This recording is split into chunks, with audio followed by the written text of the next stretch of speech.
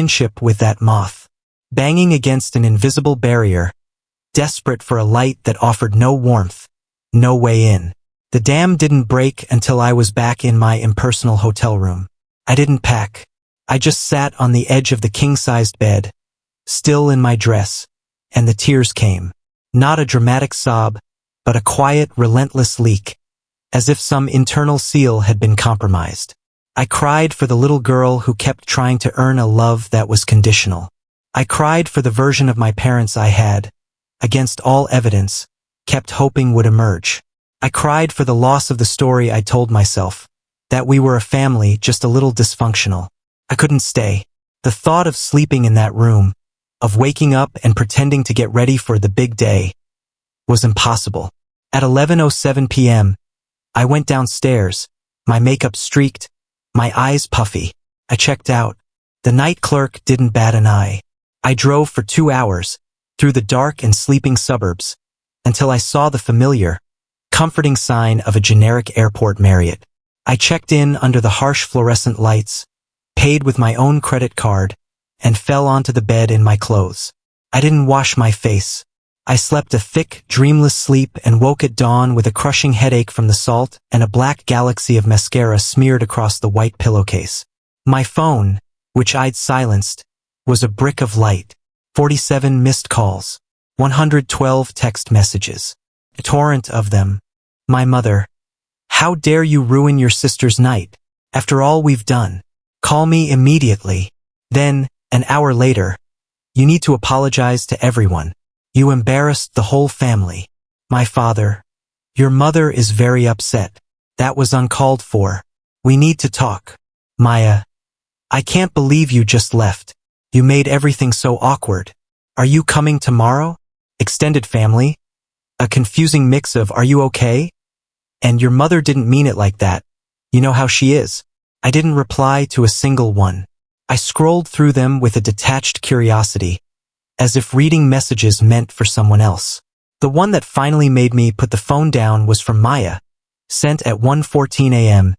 She showed me the toast yesterday. I told her it was a bit harsh, but she said it needed to be said. I didn't think you'd react like that. There it was. The confirmation. It was planned. She was complicit. The real daughter narrative wasn't just my mother's invention. It was a co-written script, and Maya had accepted her starring role. Going to that wedding would have been my final act of submission, my agreement to play the villain in their perfect story. I booked the next available flight home. On the plane, I ate a bag of pretzels and watched a romantic comedy I've never been able to remember the name of. I stared out the window at the endless blue, feeling untethered, unreal. Who was I if I wasn't their daughter? The first month was a blur of numbness. I went to work. I walked my dog. I ordered takeout. The emails from my mother started a week later. They were masterclasses in non-apology. I'm sorry if your feelings were hurt, but you have to understand how your choices have hurt us. We miss you. Even though you can be so difficult and impulsive, let's just move past this. Family is more important than pride. I didn't delete them. I didn't reply. I saved them in a folder I labeled receipts. The silence from my end was I learned the most powerful thing I could have done. It denied them the drama, the reconciliation scene, the tearful phone call where I would eventually cave. It forced them to sit in the quiet aftermath of their own actions. 2 months after the rehearsal dinner, my father called. Not my mother, my father. His voice was strained, unfamiliar. Your mother, she's not well, he said, bypassing any hello. What's wrong? I asked, my voice flat. She's stressed. This situation, the family is talking. Maya's in-laws have questions. It's affecting her. I waited. He cleared his throat, the same ahem that used to command rooms. Now it sounded weak. We need you to make an effort. For the family's sake. Dad? I said, the word feeling strange in my mouth. She said I wasn't her real daughter. In front of everyone. Maya knew. What effort would you like me to make? Silence. Then, she didn't mean it like that. You know how she gets. I do now, I said quietly. I have to go. The calls became less frequent. The emails turned into forwarded chain letters, then holiday e-cards with no personal message. I created a life that didn't include them. It was hard, lonely work. Some days the guilt was a physical weight. Had I been too harsh? Had "keep the receipt" been a petty, dramatic line that proved their point about me? On those days I would open the receipts folder and reread the emails. The cold, calculating tone would steady me. The real turning point came almost a year to the day after the rehearsal dinner. It was a Tuesday. I was at my desk in Seattle, working on a graphic design project, when my phone rang with an unknown number from my hometown. Instinct told me to ignore it. A deeper instinct told me to answer. "Hello. It's Aunt Lydia," said the voice, my father's younger sister. She sounded nervous. Aún Lydia. I shouldn't be calling, but I'm worried. I just had lunch with your father. I didn't say anything. He let something slip. He was frustrated, talking about bills. He said," she took a shaky breath. "He said, it's a nightmare since she stopped." I pressed him and he got flustered and changed the subject. "But honey," I did some digging. Very discreetly, through an old friend at the bank. My heart started to beat a slow, heavy rhythm. "Your parents, they've been having money troubles for a few years. Bad investments. The 2008 crash hit them harder than they ever let on. They've been supplementing." "Supplementing?" I echoed, my voice faint. "Your father's salary, their savings, it hasn't been enough to maintain everything. The house, the club memberships, Illinois Nido. The wedding was the last straw, a huge expense." A cold, sick understanding began to dawn. "Aunt Lydia, what are you saying?" "I'm saying," she whispered, "for the past 5 years, the automatic payment for their second mortgage, the one they took out to fix the roof and the pool, it's been coming from an account in your name." The world tilted. I gripped the edge of my desk. 5 years. Right after I got my big promotion at the agency. Right after my mother had called, unusually warm, and said, "Your father is too proud to ask, but things are a bit tight. A temporary loan, just to bridge a gap." I'd agreed. I'd set up the automatic transfer. $1,500 a month. "We'll pay you back as soon as the market turns," she'd said. I'd forgotten about it. It had just become a line item in my budget, a dutiful daughter's contribution. I'd never missed a payment, not even after the rehearsal dinner. The automation was just there. "And the wedding?" I asked, my mouth dry. "Paid for on a new credit card. Maxed out. They were counting on, well, I think they were counting on things going back to normal. With you. They weren't just paying for the wedding. They were paying for it with my money. The money from the daughter who turned her back. The money from the difficult one."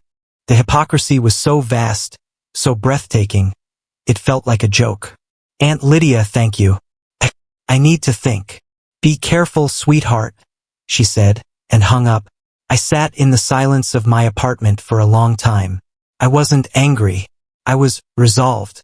The final piece of the puzzle had clicked into place. Their love wasn't just transactional. It was subsidized. And I had been the silent, unwitting benefactor. I didn't act immediately. I waited 2 weeks. I gathered statements.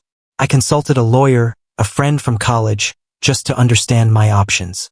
Then, on a quiet Friday afternoon, I logged into my online banking. I found the automatic transfer, the one labeled Parents' Loan. I stared at it for a full minute. Then I clicked Cancel.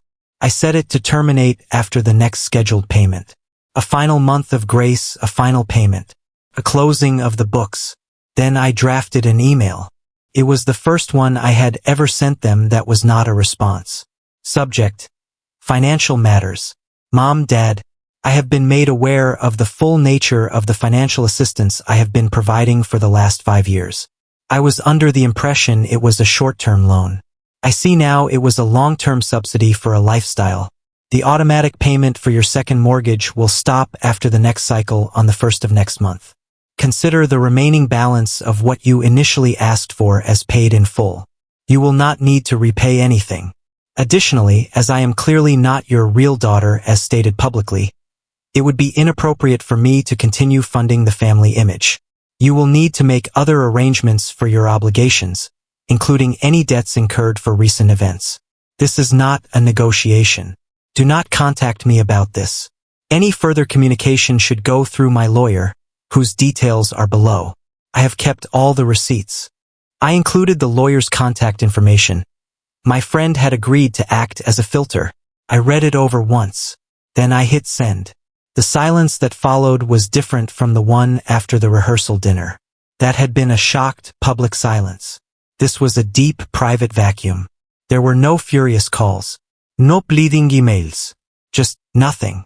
About 3 weeks later, a formal letter arrived from a law firm in my hometown. It was a single paragraph, stating that my parents acknowledged the cessation of payments and would not be pursuing any further claims. It was signed by my father. That was 2 years ago. My mother still sends the occasional email. They are ghosts of the past now. Thinking of you. Hope you're well. No apologies. No acknowledgements. Just statements flung into the void. I don't reply. The receipts folder is closed. Does it feel like a victory? No. It feels like a surgical removal. Necessary, life-saving.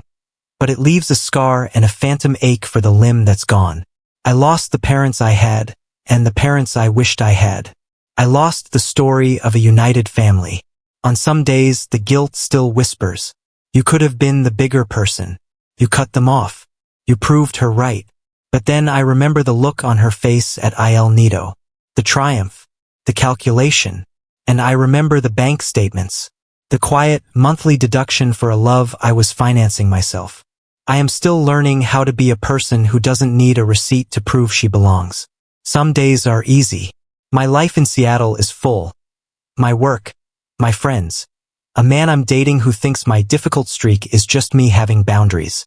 My apartment is filled with light and art I actually like, not the approved, traditional pieces my mother would select. Other days, like tonight, are harder. I sit here, in the quiet, with a cup of tea grown cold, and I wonder about the alternate universe where I stayed in my chair and swallowed the toast. Would I be happier? Or would I just be richer and infinitely poorer? I don't know why I'm telling you all this. Maybe because the story feels too big to hold inside just me. Maybe because if you're in a room where the air feels thin, where the price of your seat is your dignity, your truth, your very self, I want you to know you are allowed to leave. You don't need a perfect, cutting exit line. You don't need to have all the leverage figured out. You just need to recognize when the cost is too high and walk toward the door. Keep the receipt wasn't my battle cry. It was my white flag.